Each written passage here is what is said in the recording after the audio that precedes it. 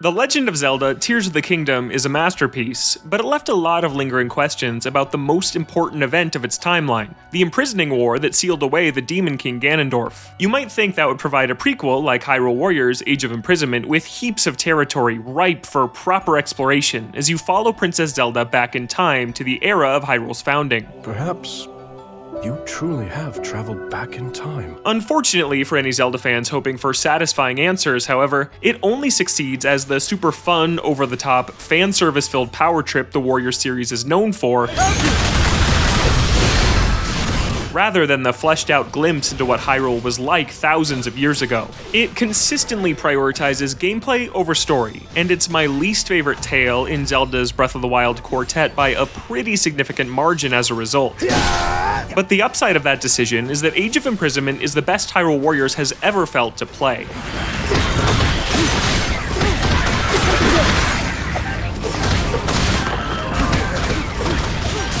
Age of Imprisonment's roughly 18-hour campaign is set on dozens of recognizable battlefields across the ancient version of Tears of the Kingdom's Hyrule, complete with skirmishes in the Golden Sky Islands and the gloom-infested depths. Tearing through wave after wave of practically helpless grunts as you claim outposts and chip away at more challenging bosses is consistently entertaining, largely due to how Age of Imprisonment wonderfully understands and cleverly weaves elements from the source material into its flashy and absurd combat.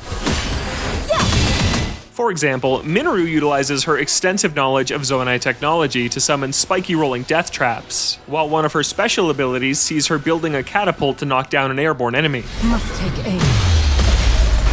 And look, she rides around on a Zonai wheel for her sprint.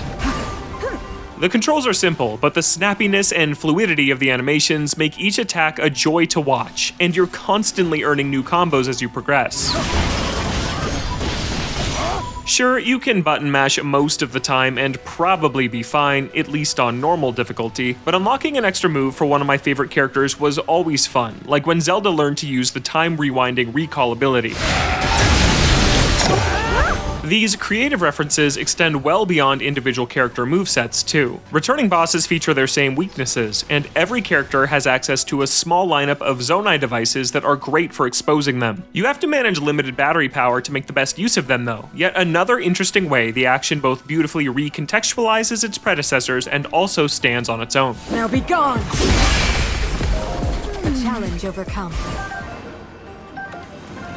Age of Imprisonment is basically all combat and story, but it does such a great job of consistently drip-feeding you with new abilities and obstacles that I never got tired of battling, reviewing my rewards, leveling up, and choosing my next mission. And there's so much to do. I may have reached the credits, but after more than 20 hours, my total completion is still only around 35%, as I've got tons of optional missions left, including some challenging post-game battles. Show of my challenge overcome. Each chapter introduces something new, like sludge-covered enemies in Zora's domain that require water-based abilities to expose them.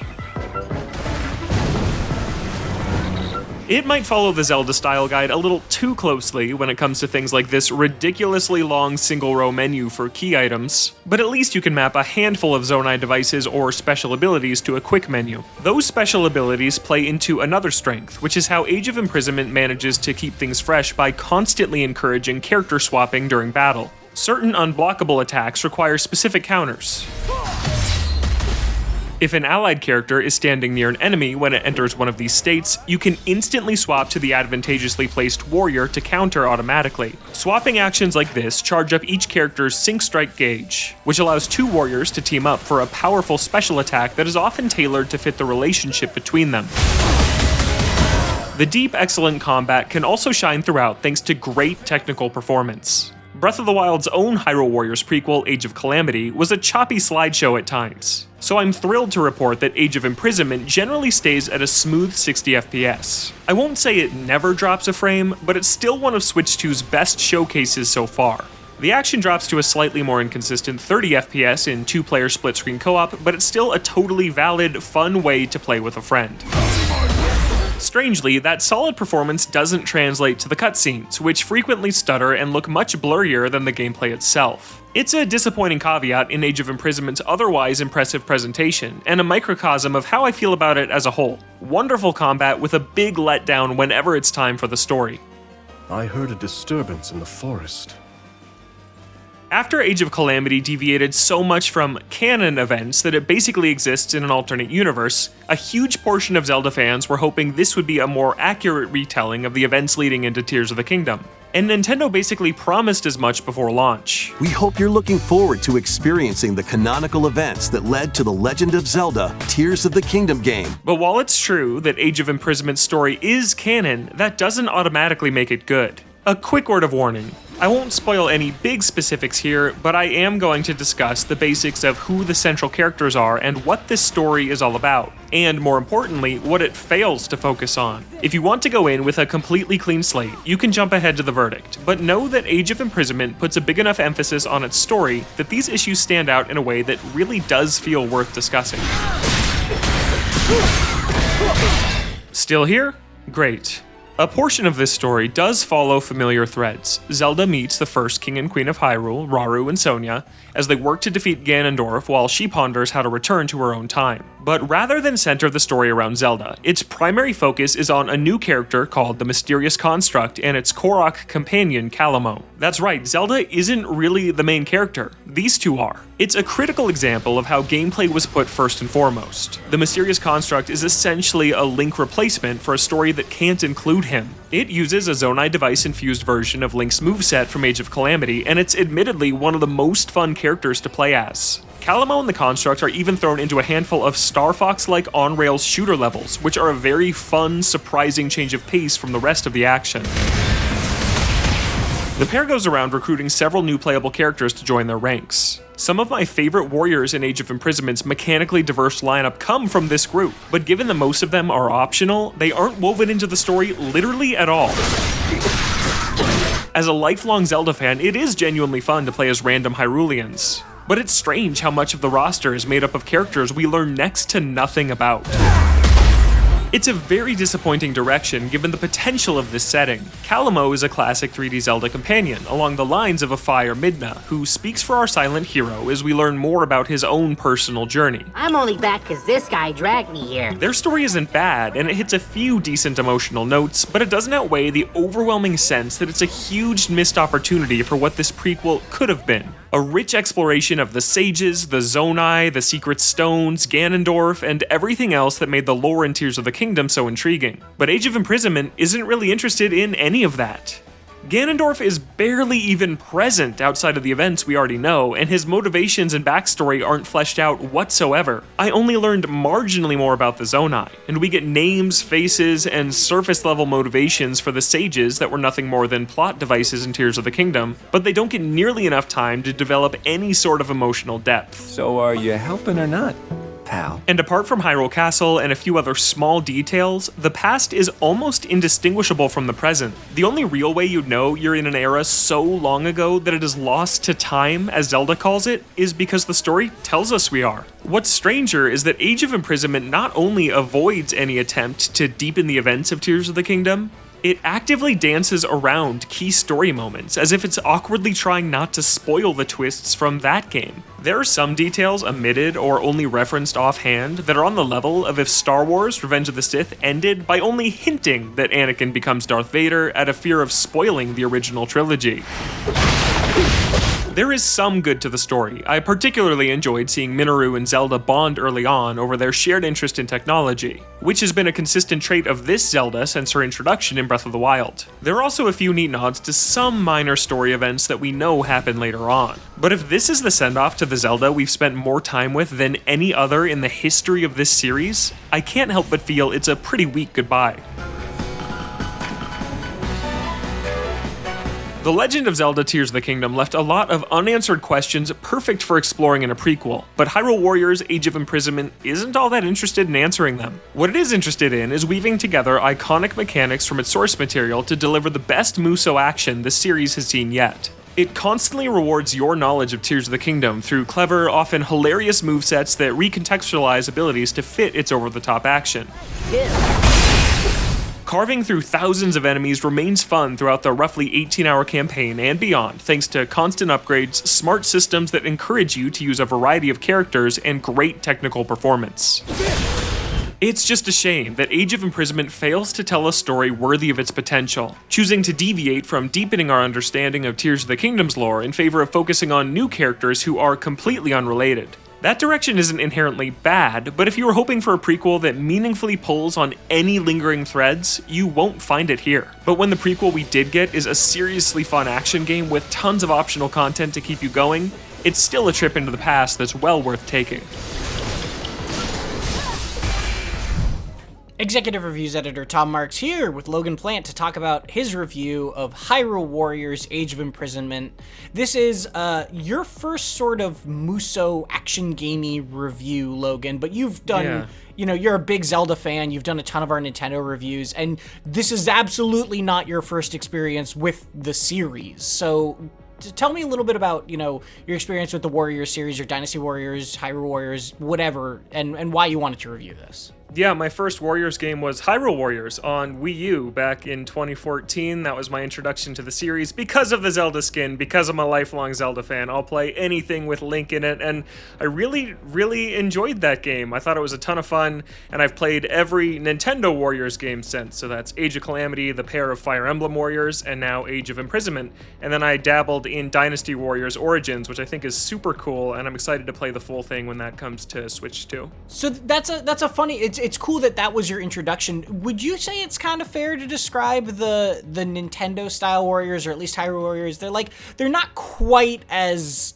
hardcore, I guess would be the right way to put it, as the normal Dynasty Warriors games. They are a little bit more about that flavor. Yeah, for sure, and they really like to take elements of the source material and put them in the Nintendo Warriors games, and it is, I think, more casual. It's less about managing this map and capturing a bunch of bases and maintaining control. The first Hyrule Warriors had a lot of that, but Age of Calamity and now Age of Imprisonment are really more story-focused, beat this big enemy with the icon on the map, and then the mission kind of progresses. So it is really a fusion of the two. Well, speaking of that story focus, that was a big part of your review, was this idea that this is the best it's ever felt to play, but the story is the worst that the story has been in this game arc, if you want to call it that. Obviously, there's some weird time fuzziness and timeline stuff going on that we don't need to get into here. But the question I have for you is, a common criticism we get when we have reviews that are of very action-focused games, and we say, well, the story isn't good.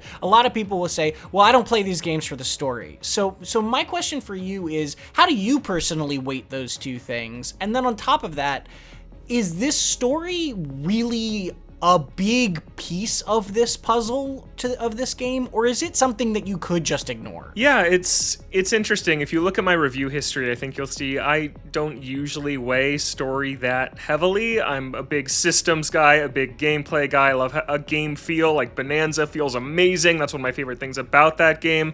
And so story usually takes a little bit of a backseat for me, but not in Zelda. I love Zelda stories, and they're very important to me. I mean, if you look behind me, you see Majora's Mask and the Breath of the Wild tapestry. I love this franchise. It's my favorite of all time. So the story did disappoint me, but I've been thinking about it more. Maybe it's not super fair to place expectations of a mainline narrative on a spin-off Warriors game developed not even by Nintendo. And it's pretty skippable. You can skip every single cutscene if you really want to. And like I said in the review, the story isn't bad. It's just not what I wanted, and I don't really think it's what a lot of Zelda fans wanted from going to explore this time period that was very unexplored in Tears of the Kingdom. So it's disappointing, but as you saw by the score, it's not a deal breaker, and there's so much content in this game that you can really ignore the story. You're done with it in 17 or 18 hours, and then there's probably 30-ish, 40-ish more hours of stuff to do if you want to do absolutely everything. So it's not a deal breaker. Yeah, like you said, you still gave it an 8. It's still a great game in your eyes, but it's also a big enough deal that it's worth mentioning. It's worth digging into. It's worth talking about why it failed in that way. And, that's why this review is coming at launch rather than there was an embargo pre-launch that we decided not to publish at, because we wanted to be able to dig into this story a little bit more than we otherwise would have been able to, and talk about why it didn't work and why that was important to some degree. Out of all the lingering questions that didn't get answered here. I'm curious, what did you want to know most? Like, if you wish they could have only dug into one thing in this that was only talked about briefly in Tears, what did you want to see more of? Was it more Ganondorf? Was it more of the sages? What? Yeah, you nailed it. It's more Ganondorf. I thought that Ganondorf in Tears of the Kingdom is such a cool villain, and this prequel was such a great opportunity to flesh him out further, but he's barely in it. He's in it like basically the exact same amount as in Tears of the Kingdom, and it's a big disappointment. They were leaning hard to him in some of the marketing and the trailers, and I was ready to see so much Ganondorf, and it just doesn't really happen. That's a shame. That's a shame, especially because that is one of my criticisms. You know, I reviewed Tears of the Kingdom. I gave that game a 10. I stand by that totally. But one of the problems with both Tears of the Kingdom and Breath of the Wild is that its main villain just isn't there because of the circumstances of how they set that villain up. So to be able to go back in time to a point where the villain is alive and kicking and then still not see them, that's, you know, it's, again, not a deal breaker, but it's a shame. It's a missed opportunity. Yeah, which, to that point, it's why a prequel to games like Breath of the Wild and Tears of the Kingdom is so interesting. Because it's a prequel to a game that tells most of its story through flashbacks. So you go and experience this prequel, and you're in the time period that first game's story was already in. So Age of Calamity's answer is, we'll tell an alternate universe story. People didn't really like that. I loved it, like I said in the review. And now Age of Imprisonment's answer is, okay, we'll just tell kind of this side story that we'll weave in, but it's not what you came here for. So it's an interesting problem to tackle, and these two games have done it differently, and I personally lean in the direction of what Age of Calamity did, which is let's just go crazy with it, and this game just didn't quite hit it. Did you have what was your favorite character? Maybe it's spoilery, but favorite non-spoiler character, and kind of what made them stand out to you? Yeah, the character I highlight most in the review is my favorite. It's Minoru. She is just so cool the way she uses all of the Zonai devices and is just summoning, like, here's this monster truck made up of the wheels with the sharp spikes on the front, and it just rolls over 100 bokoblins at a time. And just the way that this game summons in those objects so quickly, and these moves are so frantic and fast. She's just the most satisfying character. Otherwise, I really do like the Korok, Calamo, because I just love Koroks. I've loved Koroks since Makar in Wind Waker, and so getting to play as a non-Hestu-sized Korok, which we did in Age of Calamity, but like a normal little guy who's like firing all the different Dazzle fruit and the fire fruit is just super fun and cute. Well, Logan, thank you so much for talking with us a little bit more about this, because I think the nuances of that sort of, the story matters even if it is not the massive, the be-all, end-all. It's important to dig into, and it's good to hear your thoughts on it. If you want more from Logan, his last review was actually the DLC of Donkey Kong Bonanza. You can check out. We didn't have a conversation at the end of that one, but we did have a conversation at the end of Bonanza itself that you can go check out. And then also, if you just want to hear our thoughts on Tears of the Kingdom and that story, if you happen to miss that review many years ago, my review of Tears of the Kingdom, you can check that out as well. And for everything else, keep it here on IGN.